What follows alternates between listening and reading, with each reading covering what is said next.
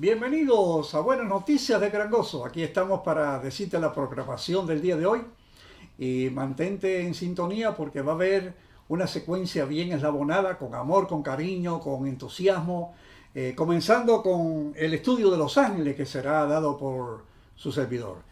El estudio de los ángeles, muy importante conocer este tema. Seguidamente el doctor Talbot nos habla del síndrome metabólico, parte número 1. Aunque a veces dice ciertos términos médicos, pero él los explica con mucha sencillez, es muy didáctico, él enseña para que entendamos. Y después, por supuesto, aquí el pastor, editor, programador, predicador Héctor Vidales nos va a hablar del gozo de Dios, el gozo de Dios. Por eso te dije que hoy va a haber algo precioso, porque terminará nuestro hermano, el cantor y adorador José Ocampo, con merecedor de alabanza. Gloria a Dios por esto. Mantente en sintonía. Mira el número en pantalla. Llámanos. Siempre ahí aparece para que, aunque a veces si no te pones alerta se te va de la pantalla. Míralo porque lo repetimos. Y llámanos para tener contacto contigo. Sé bendecido ricamente. Bienvenidos a Buenas Noticias de Gran Gozo. ¿Cuántos están contentos? A ver. Amén. Bueno, el que no esté contento, yo reconozco que cualquiera viene triste. Yo sé que eso pasa. Pero aquí queremos que tengan gozo, ¿verdad que sí? ¿Hay alguien aquí de Guatemala? ¿Nadie ha venido de Guatemala? ¿Cerca de Guatemala, ahí, cerquitita ahí? ¿Cerquita? Bueno, Guatemala es un país centroamericano, todos lo sabemos. Y nosotros estudiamos, mi esposo y yo, los niños, fuimos al país de Costa Rica hace muchos años, cuando el mundo era joven, y allí estudiamos teología. Y entre los teólogos, un joven que estaba en el año tercero, yo estaba en el segundo, nos contó en una reunión de estudiantes que tuvimos, un retiro, de lo que pasó con su papá. El apellido de él está ahí. Y estaba por Obregón la última vez que lo vi, hace algunos años. El papá tenía a cargo de él en Guatemala como 15 a 17 iglesias que él atendía. Y se dedicó tanto a trabajar que se enfermó. Y él en su cama, un día, contaba el hijo, estaba la esposa a los pies de la cama. Y él mirándola, y él estaba pensando, creo que yo no me salvo. Creo que yo no estoy listo para ir al cielo. Después de tanto trabajo, después de tanta cosa, ¿no? Pero él le pidió a Dios que le diera seguridad de salvación. Y la esposa está parada mirándolo ahí al frente. Y de pronto llegó un ángel. Y cuando le puso la mano en el hombro a la esposa lo sintió. Y él mirando al ángel y el ángel mirándolo, el ángel le dijo que sí, que se iba a salvar. Y eso lo contó el hijo que llegó a ser ministro. Yo quiero hoy compartir con ustedes la función de seres celestiales, que yo estoy seguro que todos saben las posiciones jerárquicas. Una posición jerárquica quiere decir que uno tiene un nivel más alto que el otro, hasta que llegas al que es más grande en jerarquía. Y yo sé que todos ustedes saben esto, y si yo le pregunto a alguien se va a poner de pie y me lo va a decir. Pero, como yo lo voy a repasar, te lo voy a recordar, porque esto es muy importante. Tan importante que yo llevo años y no me despego de esa función. Una vez estoy en una iglesia predicando, y digo aquí en el púlpito, yo le estoy pidiendo a Dios que me dé compañía de 5,000 ángeles. Y se acabó el servicio y en la calle viene un hermano y me dice, ¿cómo es eso que usted pidió 5,000 ángeles? Y lo miro y le dije, estoy pidiendo 5,000 más y ahora tengo 10,000. Eso está bueno. No, y ahí están, pero esta semana pedí otra cosa que no se la voy a decir, algún día les digo. Pero yo ando siempre con muchos ángeles. Y yo cuando vendía literatura religiosa en las calles de noche, que iba a lugares peligrosos, el ángel iba conmigo. Y cuando yo salía de una casa, hubiera un perro o no hubiera, como yo he contado aquí, los ángeles estaban conmigo y siguen conmigo y siguen con ustedes también. Ahora, fíjense ustedes, porque quiero hacer un pequeño repaso. En esta jerarquía se menciona en la Biblia en primer término de posición jerárquica al arcángel. Y quiero decirles que en la Biblia, en todo lo que tiene que ver con los 39 libros del Antiguo Testamento que los judíos, los hermanos hebreos, reconocieron en su estudio y canon, mencionan solamente a un arcángel, hasta con nombre. Los libros apócrifos que después se agregaron, que los judíos no lo aceptan como inspirados de primera clase, sino de segunda clase, mencionan otro arcángel que le pusieron el nombre de Rafael. Pero por el pueblo que reconoce, no lo acepta. En el Nuevo Testamento que fue reconocido se menciona al arcángel de nuevo. Ahora, hermano, la posición del arcángel es una misión especial. Y en el Antiguo Testamento estaba puesto para proteger al pueblo judío, protector. Querubín. Un querubín es un ser celestial que sirve a Dios como un guardador. ¿Recuerdan ustedes en el Edén? Cuando Dios dijo afuera, y para que no volvieran a entrar, puso querubines y una espada que se revolvía a todos lugares. En la puerta del Edén, querubines en plural. Quiere decir que yo encuentro en la Biblia algunas citas donde menciona querubines en plural. Y el querubín es el que guarda, es el que cuida, es el que está ahí en protección de lo que Dios asigna. Después está el serafín, que es brillante como fuego que consume y que continuamente están rodeando a Dios y alabándolo. Vamos a estudiar de eso también, rapidito. Y el ángel, angelos, en griego, angelos, mensajero de Dios para realizar la voluntad divina. Y hay muchos textos que aquí tengo que algún día se los doy. Ahora, fíjense ustedes, ¿ven ustedes? Que ustedes se lo sabían ya de memoria. Arcángel, después que viene querubín, y después serafín, y después que viene ángeles. No hay otra definición en la Biblia. Pero el cristiano que no estudia esto, no se va a perder por eso. Pero el cristiano que entiende, que tiene, como dijo Salomón en el libro que él escribió, Eclesiastés, no podemos dar excusa delante del ángel. Porque los ángeles van con nosotros a todas partes. Tú te montas en un avión y van contigo. Tú vas por la calle, van contigo. Estás manejando, están contigo. El ángel, como siempre aprendimos desde niño, el ángel de la guarda. ¿Verdad? Que eso lo aprendimos desde niño, como una expresión que damos ahí, hasta en pintura de un niño que va a cruzar un puente y como que se va a caer y hay un ángel grandote ahí pintado. Qué lindo, ¿verdad? Los ángeles, casi siempre uno se olvida de que están ahí, pero no debe ser. Yo he sentido físicamente en momentos de peligro que me han sujetado por los brazos así para que no me mate un carro. Y otras cosas más que no las voy a mencionar porque me voy a ir muy lejos. Ahora, escuchen bien. Esto de Arcángel Miguel, que se le pone Miguel con nombre, que quiere decir ¿quién como Dios? Acuérdense que Daniel significa juez para Dios. Miguel significa ¿quién como Dios? Y en Judas 9 se menciona, y ahí está el arcángel Miguel y el cuerpo de Moisés muerto en el suelo. Y el diablo estaba disputando por el cuerpo porque aquí había venido el que lo iba a levantar de la muerte, porque Dios dice allá en Deuteronomio 34 que Dios lo lleva a un lugar donde iba a morir y Dios mismo lo entierra y Dios mismo lo levanta. Y el diablo, como no quería, pues le dice Miguel que Jehová te reprenda, quítate de aquí. Y lo vemos en otros lugares, pero quiero avanzar porque quiero llegar a donde yo quiero llegar. Dice la Biblia en Génesis 3:24 que los querubines están cuidando.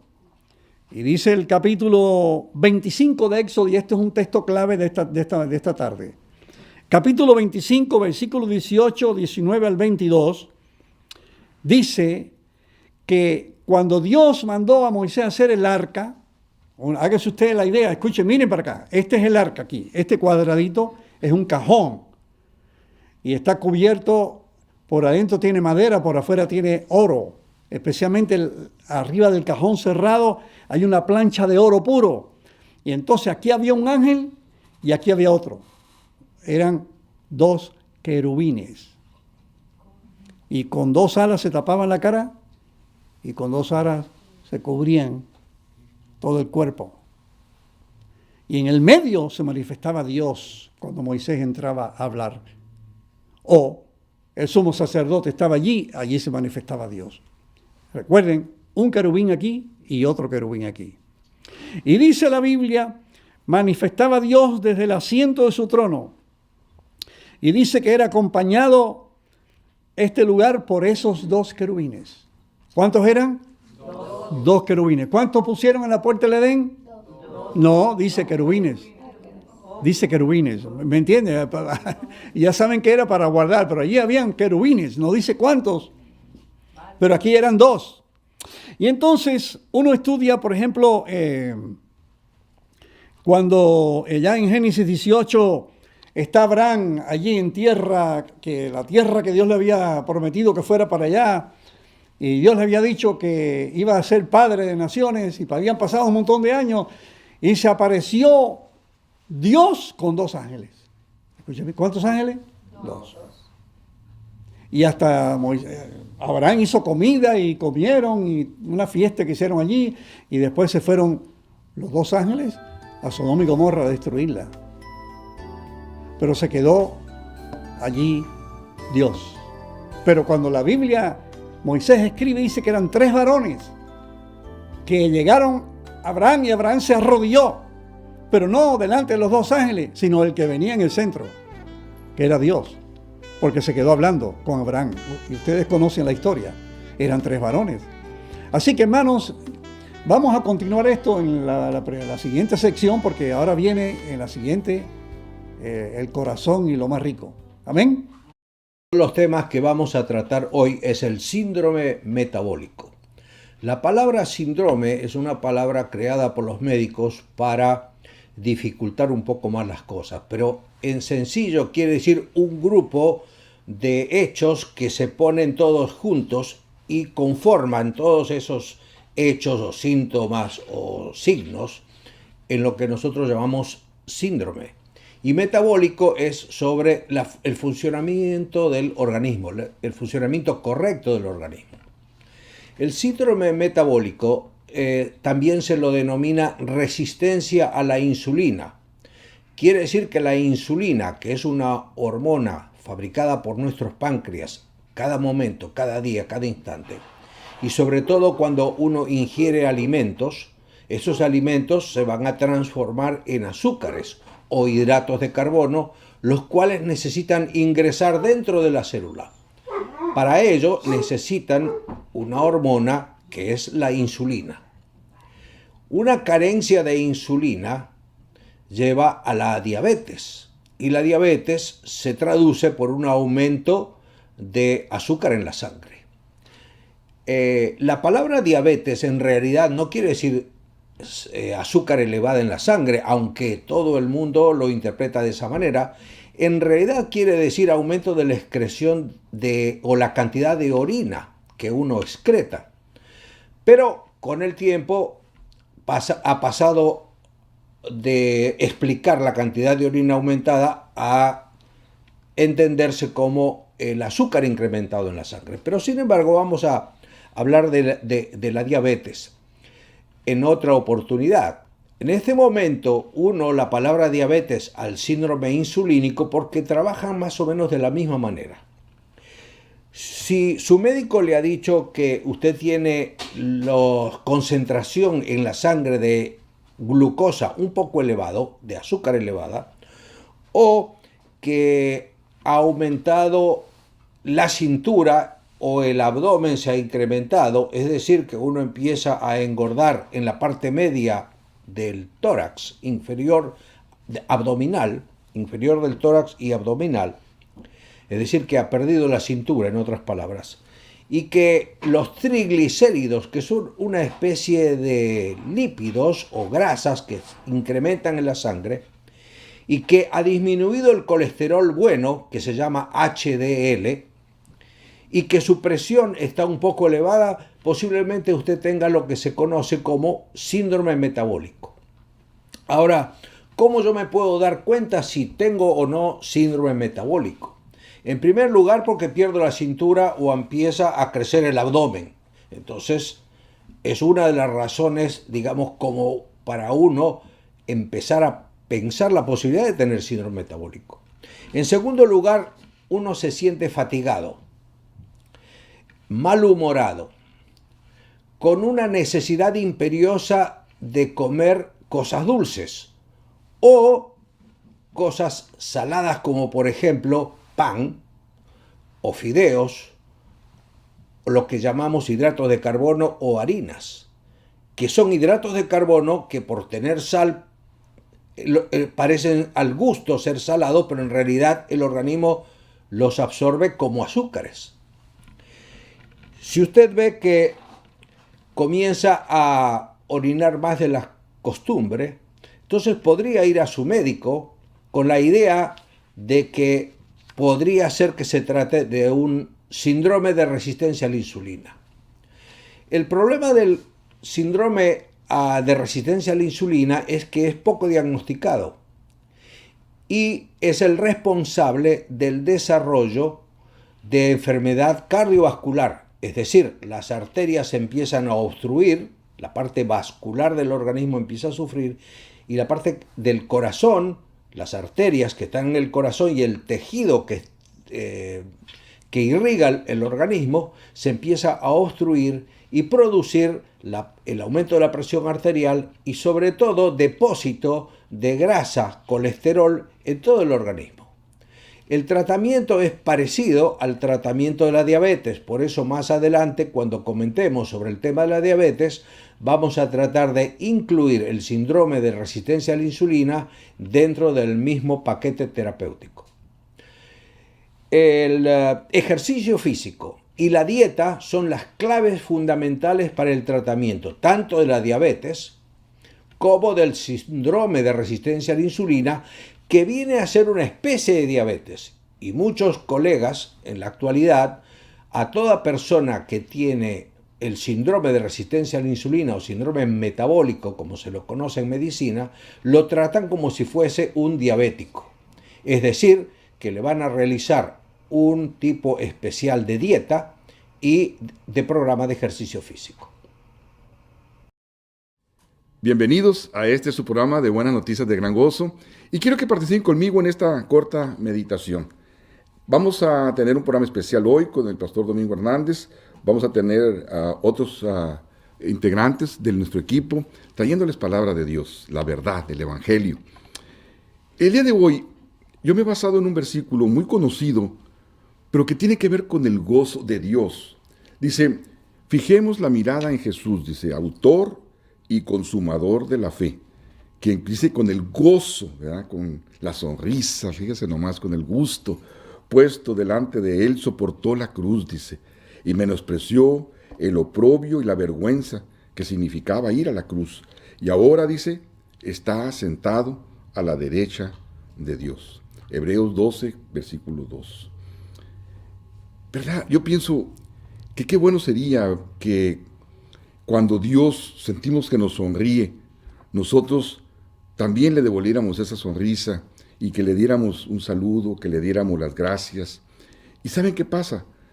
En lugar de eso, desgraciadamente, nos comportamos como personas ajenas, en lugar de gozarnos porque recibimos un regalo, como si viéramos, imagínense que de pronto el rey, si nosotros tuviéramos un rey o nuestro presidente, ¿verdad? O nuestro jefe nos diera un regalo, ¿cómo, verdad? Que sintiéramos ese gozo y compartiéramos, devolviéramos esa sonrisa o ese agradecimiento. Pero ¿sabes qué pasa? Raras veces lo hacemos. ¿Y sabes qué hace mucha de la gente y hacemos muchos? Nosotros preferimos la salvación a nuestra manera, o la salvación en la forma antigua, guardárnosla. Y aceptamos a veces la gracia, pero nos cuesta trabajo, que aceptarla es confesar que la necesitamos, que tenemos una necesidad o que fallamos. Y eso a muchos les cuesta. Y preferimos, ¿saben qué? Preferimos tratar de impresionar a Dios y tratar de convencerlo de que nosotros podemos hacer las cosas por nuestro esfuerzo, en lugar, ¿verdad?, de confesar qué tan grande es Él, que con el gozo puesto delante de Él, esa es grandeza, fue a la cruz y no lo hizo en forma parcial ni condicional. Dice la Biblia, una sola vez y para siempre. Y entonces podamos pensar que Dios nos sonríe y que entonces va a sonreír no por nuestros esfuerzos, sino porque aceptamos lo que Él nos quiere dar. La sonrisa de Dios no es, dijéramos, ver que lo mismo que hace como cuando se sonríe a un atleta que está bien o porque hemos completado la jornada. No, sino la sonrisa de Dios va ligado a nuestra necesidad. Es como la que va a recibir el inválido, el que está lleno de pecado, aquel que está inválido, el leproso, ¿verdad? Tanto físico como leproso espiritual, pero que le está rogando a Dios que lo lleve en sus espaldas. Y necesitamos a veces, ¿verdad?, que Dios nos lleve en sus espaldas. Y cuando quisiéramos estar allí o en su regazo, lo primero que va a hacer es sonreír porque tú has ido a Él. Y al ir a Él, eso significa arrepentirse. Y es lo que Él quiere. Ven conmigo, regrésate a mí. Y vas a ver cosas grandes, yo te voy a dar. Y si tú me lo pidieras, yo lo hemos mucho dicho aquí, te daría mi espíritu y te lo daría sin condiciones. Ese es el Dios incondicional que tenemos. Ese es el Dios que sonríe. Ese es el Dios lleno de gozo para que nosotros es como podamos convertir nuestra necesidad en gozo. Yo sé que tú lo puedes hacer. Y hay muchos estudiantes jóvenes no entienden lo que es ser cristiano. Creen que es llevar una carga pesada, llegar a comprometerse por algo que deba de sufrir y de tener. Y no es así. Es participar del gozo de Dios y vas a ver cómo lo que en nuestra vida, como quiera que sea, va a ser una vida de gozo y participación de gozo, viendo entonces, aprendiendo a ver el rostro sonriente de Dios y no el rostro severo de Dios, sino aquel que se entregó por mí, ¿verdad? Y se entregó por ti, de una manera plena, para que nosotros pudiéramos presentarnos ante Él como si nunca hubiéramos cometido nada, a pesar de lo que tienes, a pesar de lo que has hecho. Ve con Dios, voltea al rostro sonriente de Dios. Y esta es buenas noticias de gran gozo, buenas noticias de gran gozo para ti. Que Dios te bendiga ricamente.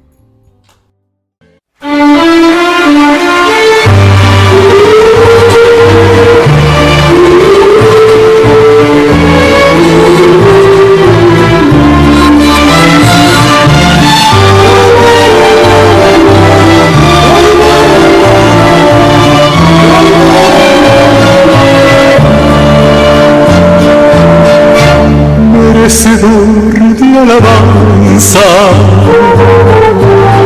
es aquel que vino a salvarme. Merecedor de alabanza, pues siendo yo pecador, escapó su linaje para morir en la cruz. Merecedor de alabanzas por los siglos, Señor Jesús. Mi Cristo, hoy te alabo, mi corazón te agradece. Pagaste por mis pecados, aun siendo inocente. Un sacrificio tan grande no debe pasar por alto. 3 veces te digo santo, aunque crean que estoy loco.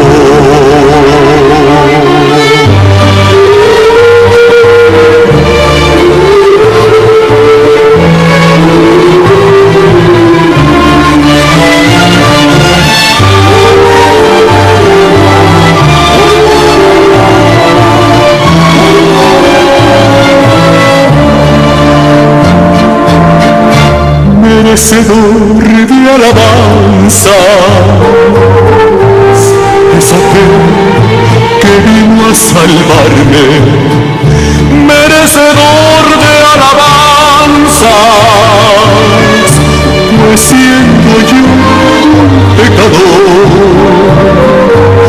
escatimó su linaje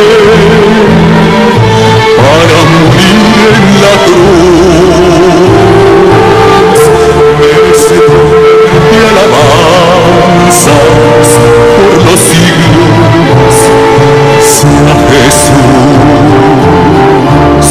Mi Cristo,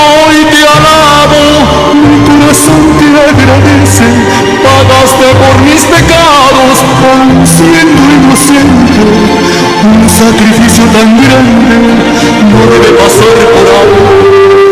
3 veces te digo santo, aunque creo que estoy loco. Santo, santo, santo.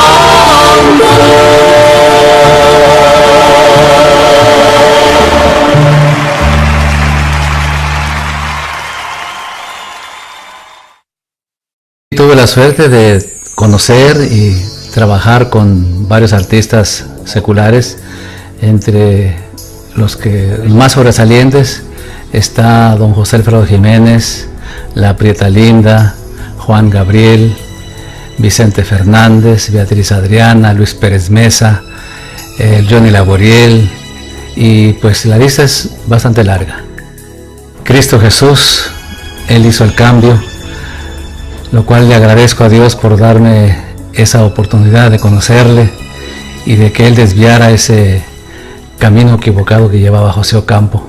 Y para mí es un gozo realmente el haberme encontrado con Cristo Jesús.